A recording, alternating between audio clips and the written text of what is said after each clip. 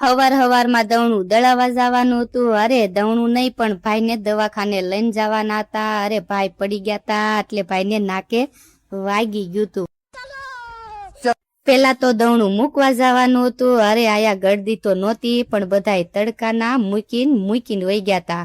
પણ મારે મૂકીને નહોતું જવાનું. મારે દવણું દળાવીને આરે લઈને જવાનું હતું.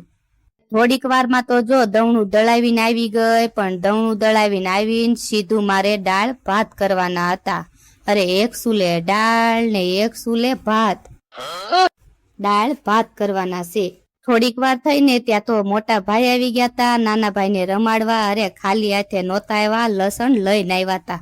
बैगन પછી તો મારે જો ભાઈને દવાખાને લઈને જવાનું હતું. પણ આ બેનને નહોતું આવવાનું. આ બેનને આયા હિસકવાનું હતું.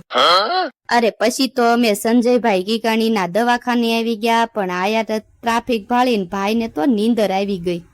अच्छा ઘરે આવીને સીધો દાળનો તડકો મારવાનો હતો. અરે દાળ વઘારીને સીધું તેલ ગરમ મૂક્યું. અરે ગાંઠિયા તળવાના હતા. અરે ખાલી ગાંઠિયા નહીં પણ હારે હારે ભૂંગળા હોતે તળવાના હતા.